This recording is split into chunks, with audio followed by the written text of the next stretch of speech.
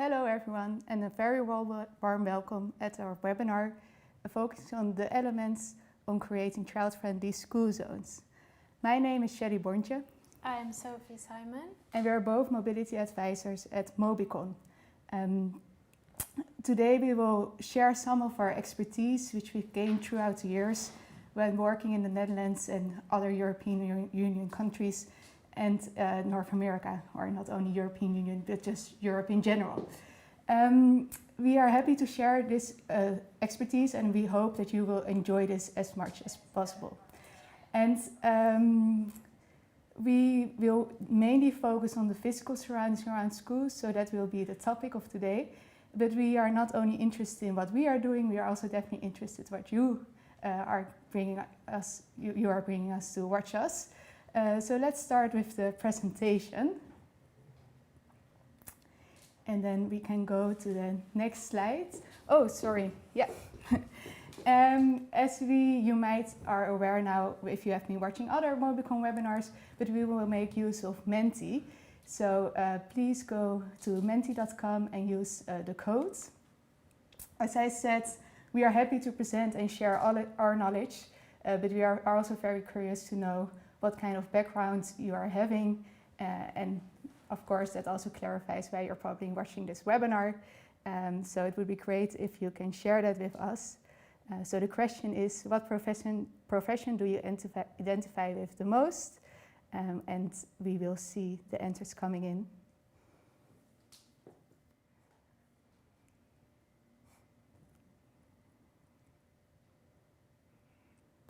We were expecting to have quite a variety of people watching, which is great.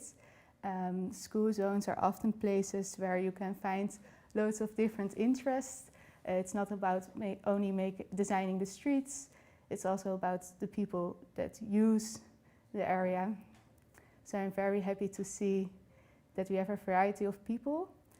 I might think there are also some teachers probably also watching, but I'm not sure yet.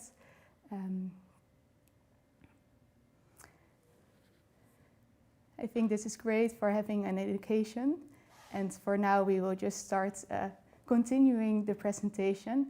Feel free to ask any questions via the Mentimeter, as we will be able to discuss them later on afterwards the webinar. There will be a Q&A session, so you can send any questions throughout the webinar via the Mentimeter.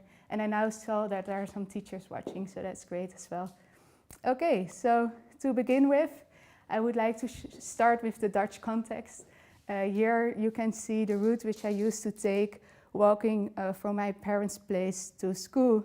And as you can see, it's a very child-friendly environment. And I only had to cross a bicycle path. I didn't have to cross any streets with motorized traffic. So I was a very happy child walking towards school, sometimes by myself, or maybe my mom would walk along because she enjoyed it. And as you can see on these visuals, the school is really located in the center of the neighborhood. It's surrounded by pedestrian paths, it's connected with a cycle path, and it has some parking places at the left and right at the bottom. So it accommodates parking as well, but it's not really linked to a major route. Yeah, and how did it happen that in the Netherlands you can find so many child-friendly school zones? As you probably all know, the Netherlands is quite famous about being a very high-rate cycling country, but this hasn't always been the case, especially after the Second World War, when there was a growth of prosperity, especially car use, but also car ownership was very high. And this resulted in some conflicts, and this came because loads of streets weren't prepared for this high rise of car use, but also loads of people weren't used yet to all those cars. And happily, after all those years, in the Netherlands, we now see a different picture. This mainly came to loads of years of investment due to the government investing in bicycle infrastructure, investing in education, and that all changed to now the current situation where 75% of all Dutch primary school children cycle to school. Often they get familiar with cycling from a very young age due to their parents, as they cycle on the back or at the front of the bike from a very young age. And nowadays it's even not uncommon that people or children from the age of 10 start cycling to school by themselves or with friends. So I think that's a very positive sign and shows the Dutch context. But we are of course also very interested in some other more international contexts. So we will move to my colleague, which will tell a little bit more about it. Thank you, Shelley.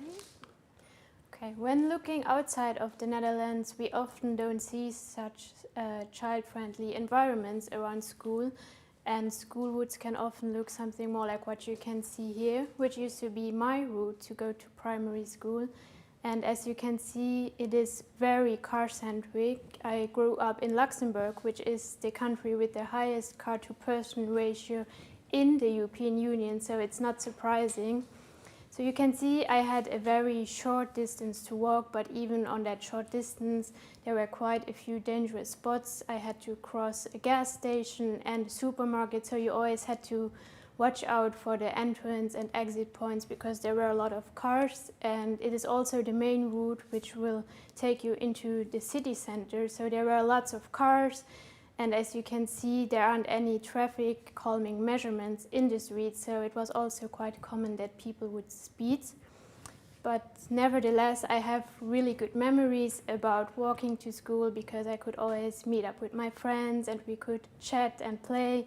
And I still remember today how grown up and proud I felt when I was allowed to walk to school for the first time on my own. So I think, yeah, it's good to see that it's not only about the infrastructure and that walking to school is good for children's health, but it's also important to gain more confidence and to feel more independent. And that is why we are here today, to look at the different elements on how you can create more child-friendly environments. So if we go back to the Dutch content, an important value in the Netherlands is that independent mobility for children from a young age on. And in order to achieve that, you need at least these three things, which are a safe physical environment, confident children, but also teachers and parents that give the confidence and trust. And we are talking about 10 different elements today, which all are part of one of those three categories, so engineering, education, and engagement. So now we are at the second question. So what we want to know is which of those three categories do you think are the most present in your line of work? Is it engineering, education, or more engagement part? We are very curious to see what you are mostly working on.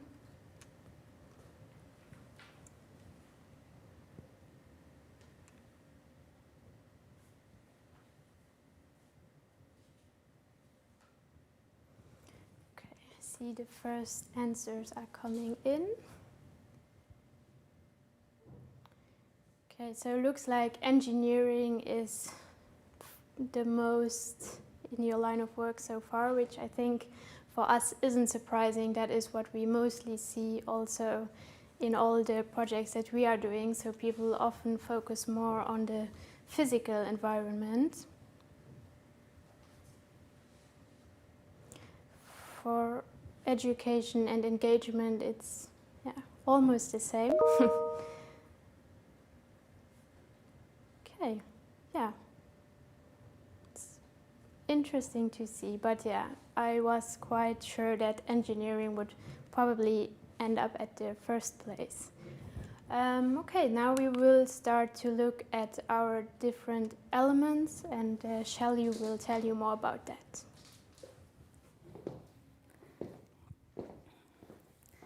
Yes, thank you, Sophie, for giving your view on your route to school.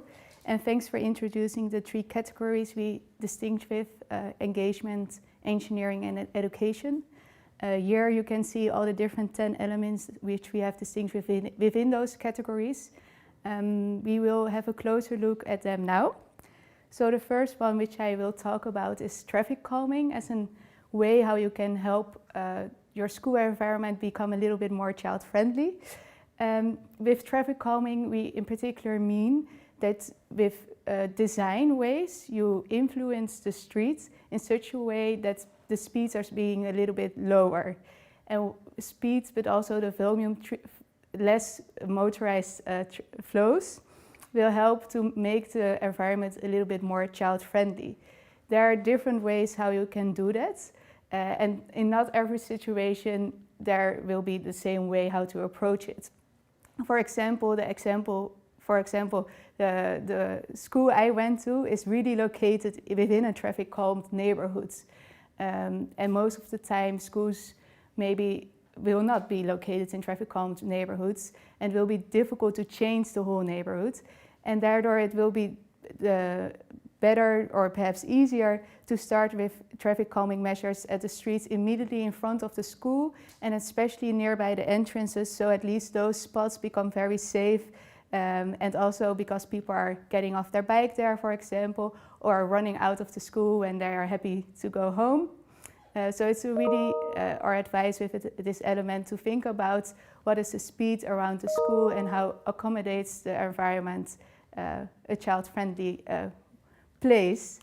One of the great examples which most of you probably are familiar with is school streets as using a way to provide this traffic calming measurement.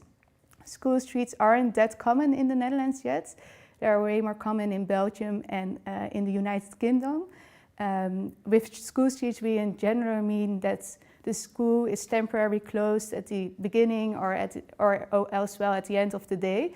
And there's no motorist vehicles are not allowed to go in, but pedestrians and cyclists are allowed to go in. Of course, when you're going to implement a school street, it's really important to think about how to approach it, because you kind of cut off the street for any other traffic. So think about the traffic flow, think about how to accommodate parking. For example, we did a research in the city of Utrecht about the implementation of school streets, and we actually researched if schools were willing or if they were open or interested for the possible implementation of a school street, and if they felt like it would encourage walking and cycling. Besides, within this research, we held a survey along the primary schools. We talked to 35 primary schools located within the city of Utrecht out of the 115 which are present. And we also made a scan of the environment to see if we felt like there would be like a suitable place to implement a school street there. Out of this research, we found that around 1/3 of all the primary schools which we consulted see the benefits of the implementation of a school street, and also that 1/3 we felt like the immediate environment around the school was suitable for the implementation. For example, some schools already had a very high rate of cycling and walking towards the school, or already the traffic around the school was all very traffic calmed. So there we thought that the implementation of a school street wouldn't be very beneficial. And some other schools shared that they really saw problems by the implementation of school streets because they felt like it wouldn't be the best solution to promote walking and cycling, because people are not yet that familiar with cycling. So then it's better to start with another program which focuses more on the practical skills or practical knowledge. So this is just a little insight about school streets. And I think what's also interesting at the current time we are living in, due to the COVID-19 situation, it might be interesting to think about the implementation of school streets, because it really provides extra space in front of the school, a space which you can use to accommodate social distancing. And for example, the city of The Hague was started with a pilot of implementing a school street last autumn. And now the schools in the Netherlands are opening up. And with the reopening of the schools, they decided that indeed we need to provide more space, and now 15 schools are having a school street, so they really accelerated that pilot program they had, and I very much understand this. The second element which we would like to share is the element which we called recognizable features. With recognizable features we mean design, but also like signs, markings and street furniture, which gives a signal to all people within the school environment to say, hey, you're now welcome, you're entering a school area, and please be aware of perhaps children walking, playing, and maybe they are not always that aware of you, so please be extra careful. Often these recognizable features are, it's best to combine them also with traffic calming elements and don't have only recognizable features and still cars that can very much speed there. The third element is about safe intersections. Research showed in the Netherlands that if there are safe intersections, children are way more, there's a very high chance that they will walk to school and feel safe during their route. Because intersections can be very a riskful area, and therefore you can also see it that children want to feel safe there, or not only children but also pedestrians or cyclists. So how can you accommodate that? For example, you can have a synchronized crossing, but also having children or pedestrians in that way or cyclists prioritized can also help to feel the intersection a little bit more safe. And therefore it's often also handy to look at intersections which are very nearby the school entrances, so that the route towards the school becomes safe and a nice way to travel to school. Yes? Then Sophie will continue. Thank you.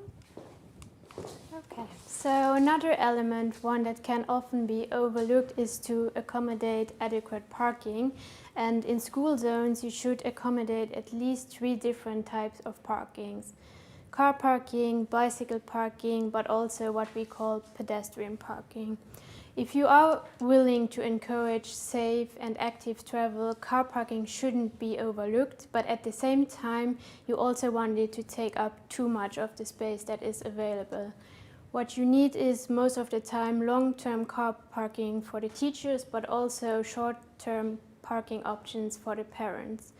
Ideally, both of those types are not directly in front of the school entrance, but a little bit further away, because it can be very dangerous if a lot of parents block the school entrance with their cars, because then you can't see the kids that are actually walking or cycling, and it kind of also entails this vicious circle that a lot of parents start bringing their kids to school because it becomes more dangerous to walk to school because all the other parents bring their kids by car. So that is always a big issue.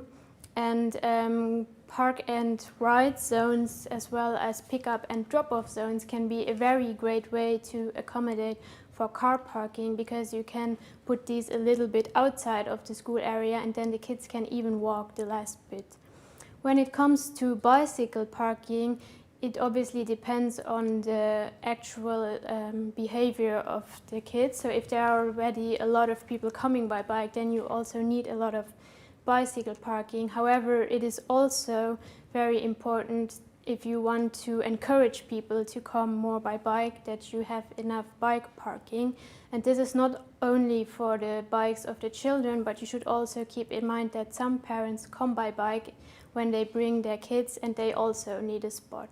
The last thing is what we call pedestrian parking, and it means that you should also facilitate enough public space in front of the school where the kids can meet and play, but also where the parents can chat when they pick up their kids, so they have enough space. And especially now, during and after the pandemic, who knows, it's very important that you have enough public space so that everyone can keep their distance. These are some pictures from a project that we are doing in Dortmund right now. And as you can see, there are a lot of kids that already come by either scooter or bike, but there isn't a lot of parking available. So right now what they are doing is that they are putting the scooters onto the fence. They lock it onto the fence, which is not the best option, and especially if you want to encourage more people to bike, then you should have enough spots for that. Another thing that we noticed with this specific project is what I already told you, that a lot of parents bring their kids by car and then they just park in front of the school entrance, even if there is no dedicated parking, which can create a very dangerous situation for the kids. Okay, while the previously mentioned elements focus mainly on the streetscape directly surrounding the school, it is of equal importance to have safe and fun streets for kids to walk to and reach the school, because a safe school environment is only as successful as the network that is connected to it. So all the streets that lead to the school should also encourage cycling and walking to make the journey as comfortable as possible for everyone that is going to school. So with a network of safe cycle and bicycle paths, you can really encourage active travel.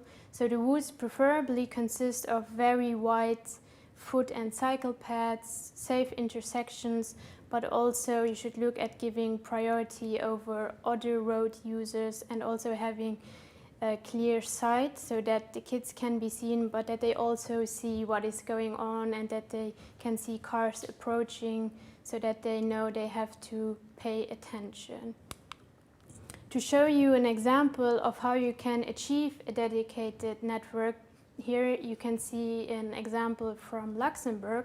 This is an initiative where they focus on creating a safe school route. So what they are doing is that they analyze the entire walking network around the school, and then they come up with school route plans to indicate the safest way to walk from different directions. And to emphasize on where the safe way is, they put those logos that you can see on the ground so that the kids know which way to take. And they also put those logos at the safe intersection so that everybody knows, okay, if I take this route, I should be safe. And they are also, so each municipality has a different logo, and they are involving the kids in coming up with a specific logo, which is also a fun way to incorporate the kids and make them aware of this initiative. Now I will get back to Shelley.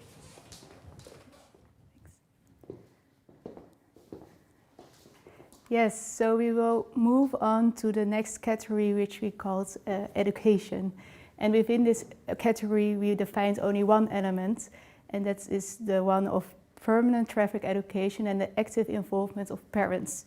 This is based on the notion of a long life learning, and that all the time, if you want to educate someone, and in this situation it's children, it's important to think about what age they are and what kind of content you are able to provide. So it's really important that the content of the education you are providing fits to the age group you're talking about. So for example, from a very young age, you can learn children to look left, right, left before crossing a street, or right, left, right, depending on where you live. But you can't really learn them all the traffic rules yet, because they will probably not remember or will not yet able to understand. So it's really important to continue the education in different ways throughout their lives. And within this education, we especially emphasize the needs of the active involvement of parents. And we see them actually as a role model. And it's also an informal way of educating. It's when children are out on the streets and traveling towards school with their parents, parents can already show like, oh, this is a point where you really need to watch out. Or they can already explain in a very playful, sometimes in a very playful way, and to help children to understand what's going on when they're out on the streets. Hereby, it's also interesting to know that parents are often really aware of helping their children to learn, especially also practical skills about cycling. So in the Netherlands, it's common that a child about 6 years old already has the practical skills to cycle learned by their parents. As I said, this is a kind of informal way of education, and there, of course, is also a formal way of educating if we talk about traffic education. If I say formal way, I mean either in an educational curriculum or in a program or in a campaign. And one of those examples is the traffic safety exam, which I want to discuss later on. But what I also want to say that within the Netherlands, the national government is really accommodating the way that schools can offer the traffic education. They are not forcing schools to do it, so they don't have to do it. They are not monitoring it as well. And teaching traffic safety isn't a compulsory part of primary teachers' education. So you might think that in the Netherlands everything is like within the rules. That is actually not the case, and not saying that it's good or bad, but just that you know about that. As I said, the traffic safety exam is an example of formal education which is quite common in the Netherlands. The traffic safety exam has two parts. It has a theoretical part and a practical part.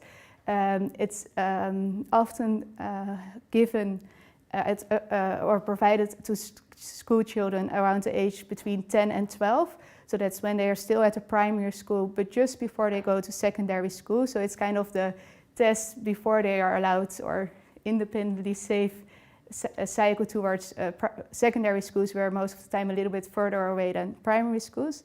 The theoretical exam kind of tests children their knowledge about traffic rules, the traffic signs, and they see pictures about situations and need to tell who needs to give priority to who.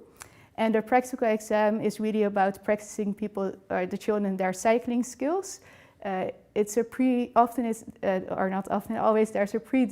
predetermined route which the children are going to cycle in most of the time in April, and throughout that route there are teachers along the way or volunteers or some of the parents, and the children will be tested on various skills of cycling. So for example, indeed, if they show their hand that they are turning. So that's really a formal way of providing education, and I think it's very important in this traffic safety exam that it's theory but also practical skills and a combination of them. So that was what we wanted to share for now about education and the permanent involvement of parents. But of course, there are more stakeholders which are often needs to be involved when talking about school zones. And then we go to the third category, which we called engagement. So the first element of this category is called a stakeholder analysis. Of course, it depends on what you're going to do within the school zone, who you need to involve, and how big or smaller you're going to need to do this stakeholder analysis. But often, most of the times, it's very helpful to bring as many parties around the table and see what the conflicts are maybe, or what the common interests are, and if you can see if there are any win-win situations. And if we talk about stakeholders, the most common stakeholders which are often involved are teachers, the schools, maybe the parents and the children, but also don't forget to involve local shops which are nearby the school zone, or residents living nearby the school zone, because if you're thinking about implementing a school street, they will definitely have to have a say about that as well. And sometimes it can be very helpful to invite the police or, of course, advocacy groups. So please have a think about this. Within the Netherlands, we realize that most of the time different stakeholders speak with a different language. So, for example, engineers are sometimes a little bit more focused on traffic flow and the amount of car parking available, while teachers and parents and the children itself are far more, they know much more about what's going on in the area itself and what do children need to travel in a safe and active and independent way. Yeah, So then we will move over again to Sophie.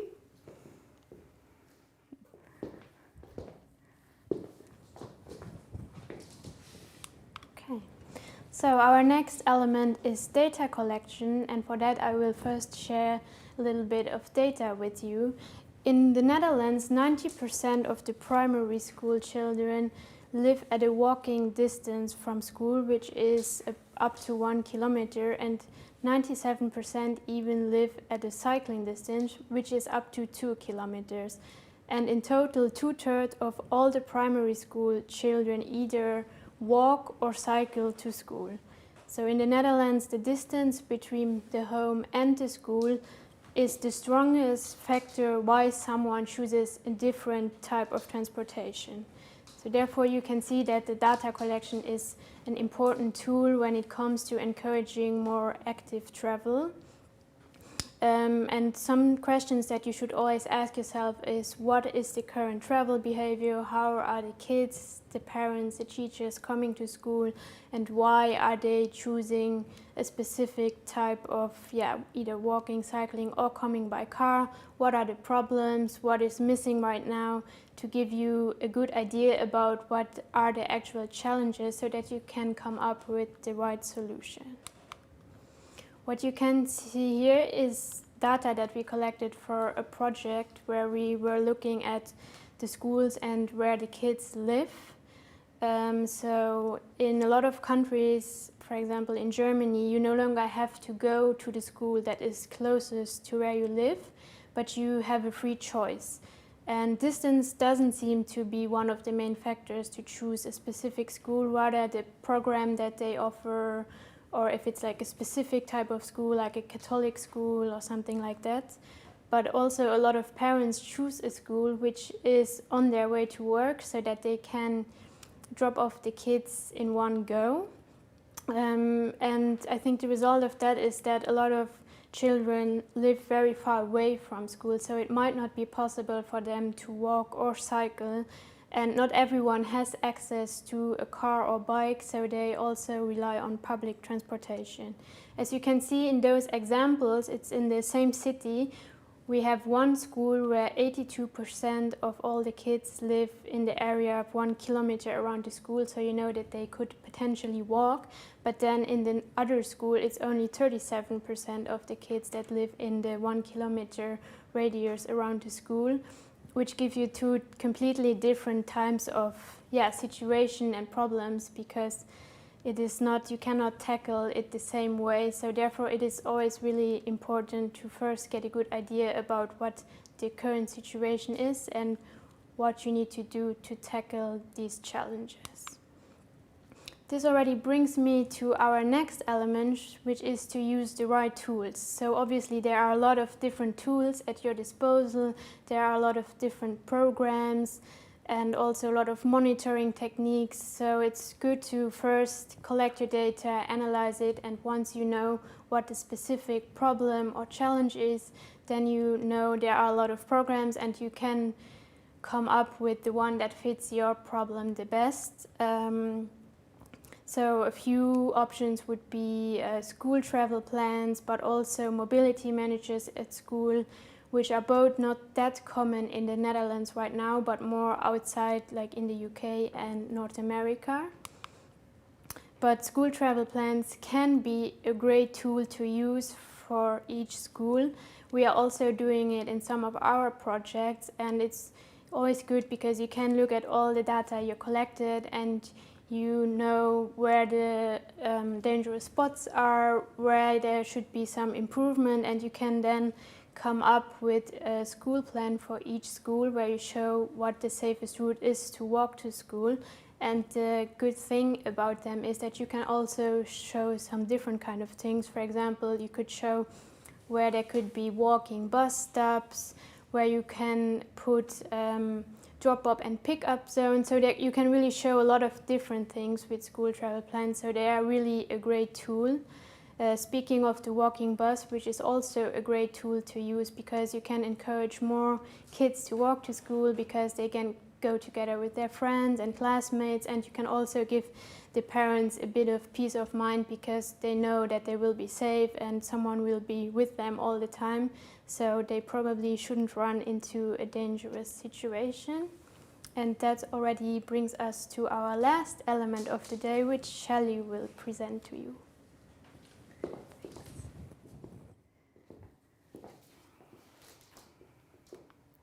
Yes, lastly, the last is effective engagement. And I think this element is in particular one element which really actually is so much linked to all the previous elements we showed. Because if you're going to do something, you're going to change something, you have a new plan, you want to have a new educational intervention, it's really important to communicate in the right way. Because what you actually don't really want to have, that people feel misinformed, or people feel like they are left behind, or that there is a lack of communication and people, you just don't reach them. And even while you're cooperating with the right stakeholders, people can feel not represented if you not use the right communication. Clear and open communication helps people to understand what you're aiming for, what your goal is, and also makes them often more involved. So again, when you want to increase people walking or cycling to our school, for example, by the implementation of a school street, be very aware how you're going to communicate that. Be clear about what your goal is with the implementation of the school street, and make sure that the communication is inviting and also represents the people you want to target. Yes, so we have discussed all the elements which we have identified. It went quite fast, from my opinion. We would like to ask you the following question, because now you get some insights of us. I know it went very fast, but to what extent do you think it's possible during your daily work to combine all those different elements? Because we now have shown them one by one, but ideally you think about them all the time at the same time. And I'm not saying that we always, in the Netherlands, every project is perfect, but of course it is sometimes not that easy to maybe work in the whole network, or maybe sometimes you have some difficulties with involving the right stakeholders or having different opinions. I'm happy to see that we're getting the feedback of you that it's kind of in the middle. Of course, it would be the best if it's kind of easy. And actually, I see now that for most people, it's more a challenge to combine all those elements. We hope that giving you this insight step by step and showing, oh, sorry, I went one too fast, and showing this graph helps you to understand, okay, it's really important to think about the different elements, think about the different perspectives when working in such complex areas such as school zones, because loads of things happen and there are all kinds of different people traveling back and forth, especially during peak hours, and especially when you want to accommodate independent, safe and active travel. It's really important to be aware of your vulnerable road users, and that in this situation are your children. So we hope with this webinar we gave you some insights and some inspiration, but we also hope that it raised some questions, and we are really curious to see them, and we are happy to answer them as much as possible. So yes, please write us your answers. We will go to a little break now so we can make sure that we have all the questions received, and then we will continue the webinar with a Q&A. And once again, we are really happy to see what your questions are, or if there are any remarks, they are more than welcome as well. So we will see you in 5 minutes.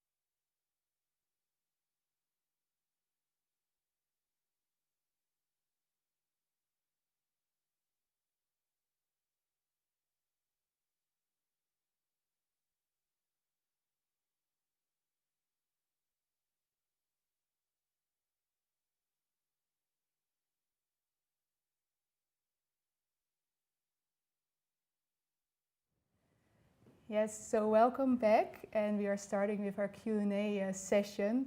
Thanks for all the questions. We have quite some questions, so we will try to answer them as much as possible. We will read them out loud, and we will start with the first question. Parents as role models are often worked negatively for active travel because they tend to be very risk averse and the car gives them the easiest safe option. How do we tackle this problem?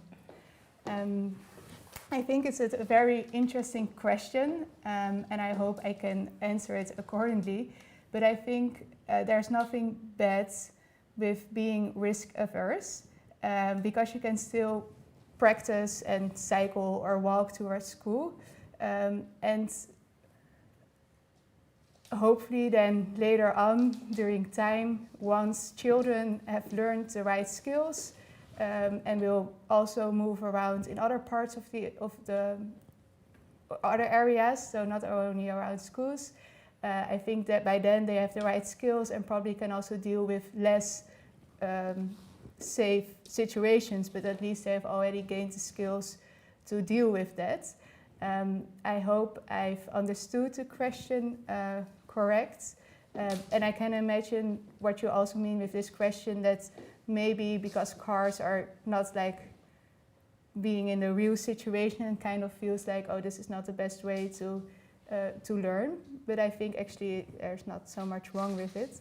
I'm not sure if you have anything to add. Yes, I think for the part of how do we tackle this problem, something that I think is really important is that you also like educate the parents and maybe talk to them, tell them, okay, if you say it's not safe, so that's why you come by car, but have you thought about the fact that maybe it isn't safe for your kid because everyone brings their kid by car? Because then I think often parents don't really realize that, and that might give them like kind of a mind switch. And also things like introducing a walking bus can be very helpful, because then everyone is walking together and there is always a parent or a teacher that walks with them, so they can start by walking, but it will always be in a safe way.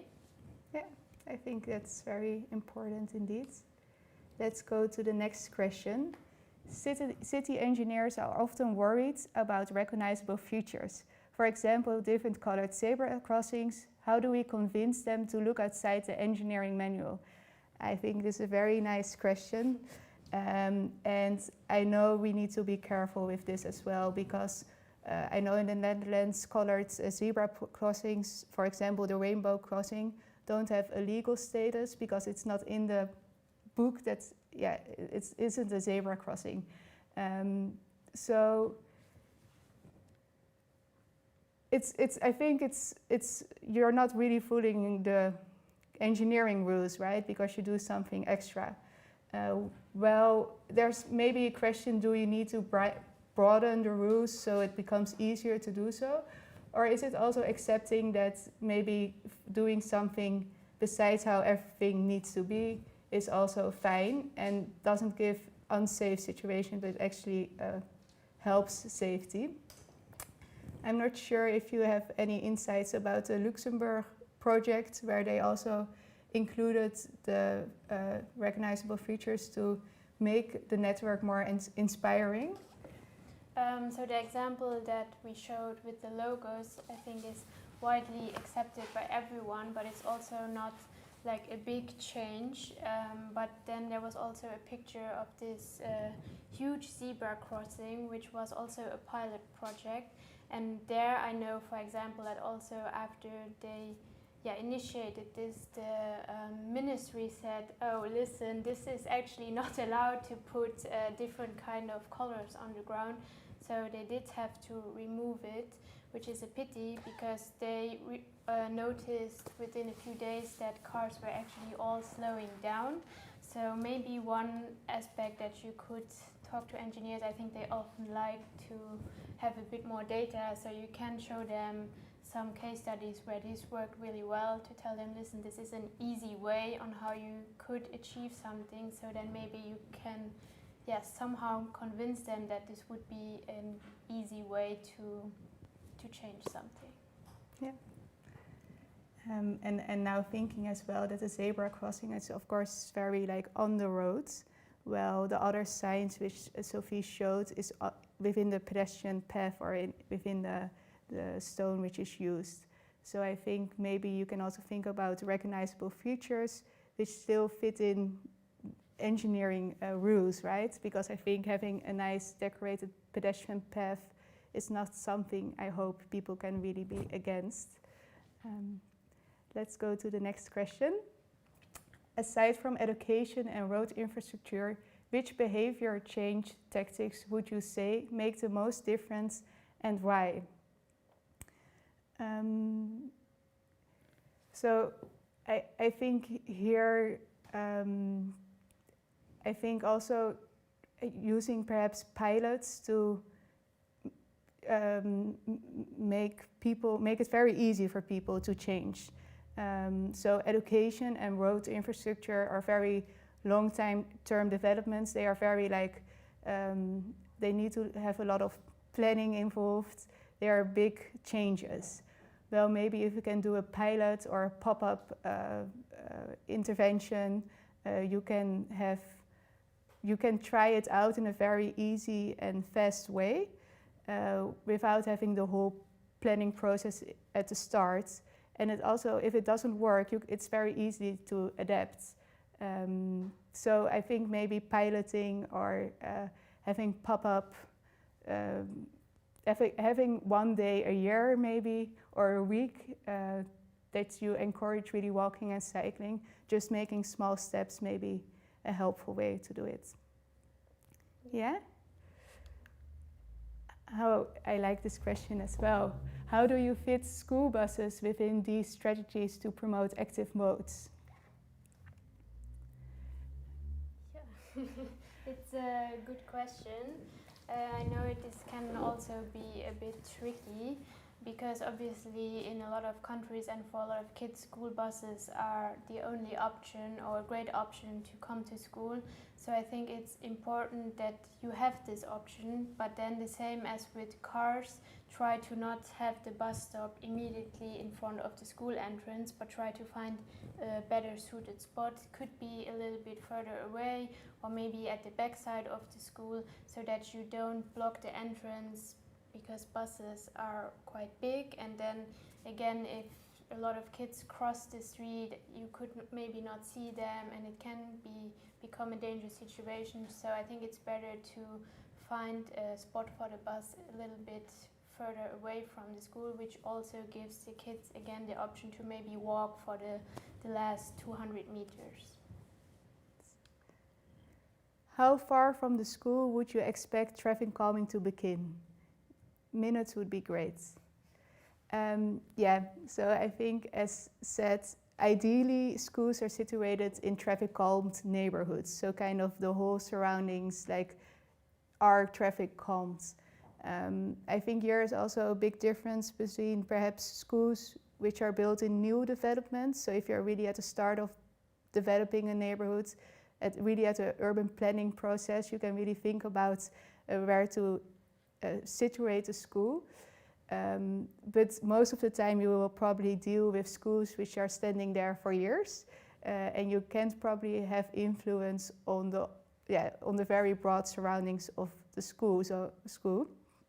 Although, of course, it would be great to have a traffic calm neighborhood all around the school. I think here the element network planning comes in as well, because of course you can have traffic calming measures at the street where the school is located, but the route linked to that school is very important. And then, of course, you need to think wisely about where is that network, where's the start, where's the end. And of course, it's better when there are multiple routes towards school, but it really depends on the situation, what is possible or not, because major changes you can't really change a true route to a traffic calmed area if you don't accommodate the traffic which has to be probably on that route to somewhere else. So I think it's thinking about what is feasible and what is doable. And ideally, the traffic calmed area will be great enough that everyone that lives and goes to that school can walk and cycle safely. But that's kind of the ideal situation, and otherwise I think it's best to think about what is possible or what not. From your experience, where does the initiative for school streets usually come from? Who is leading it? Who is then tasked to manage and execute it? Thanks for raising this question, and I think indeed there's loads more to talk about school streets. I'm not an expert about how it normally goes. I actually also think there is no normal process in this is always the leading party. I know that in London there was it really coming from the local authority, and the project in Utrecht, it was also the municipality that was involved and leading it. So I think that would be a good starting point. But most of the time, if it's for example parents or maybe advocacy groups that are willing to have a school street implemented, I think then it's important that you show to maybe the parties that can enforce it a little bit more why you want it and why it's needed, and provide them with information and reasoning why they should think about it. So from the examples I know, it were mainly the municipalities itself, but I don't think there's one approach for implementing school streets, and this is how to do it. Although there are several guidelines on the internet with loads of information and loads of tips, but I don't think there's one way how to reach this. And for leading it, I think it's, as far I'm aware, schools really want to have the municipality involved because they often don't want to lead it all by themselves. So I think, especially in this situation, it's really important to involve different stakeholders. Yeah. We're going to the last question. Can we find information on the internet about the realized projects, among others the one in Luxembourg with the rainbow on the streets? Yes, you can find some information online. Not sure if we can, I think we can share it with everyone later. I do know how to find it. I think you probably would have to Google it in Luxembourgish, so we will just provide that information for you later on. Yes, and then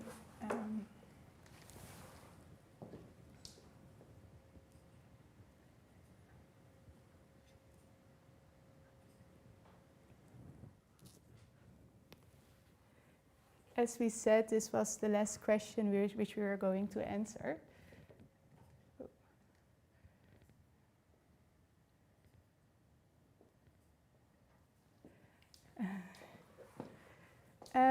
Yeah, I'm sorry that we weren't able to answer all the questions.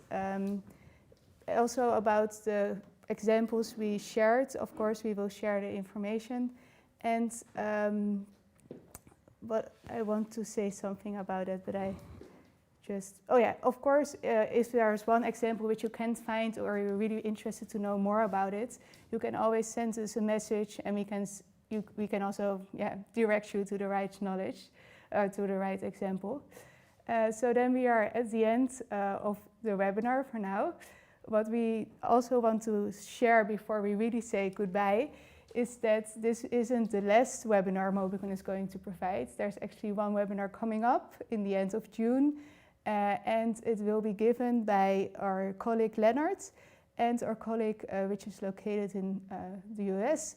And they will talk about traffic calming. So if you're in particular interested in that element, there's much more to learn from them, and they will be hosting a webinar. So please check our channels and watch our YouTube channel and make sure you see that one. And in case if you want to know more or have any other questions related to the webinar I gave now, please feel free to reach out, and we are happy to answer your questions. Thanks a lot. I hope you all enjoyed watching this webinar, and yeah, it's a pity we couldn't answer all of your questions, because for us it's also very interesting to see what questions are there. But yeah, you can always reach out to us if you have more questions. We are always happy to help. And yeah, thank you for watching, and have a nice evening or start of the day wherever you are from. Yes, thanks.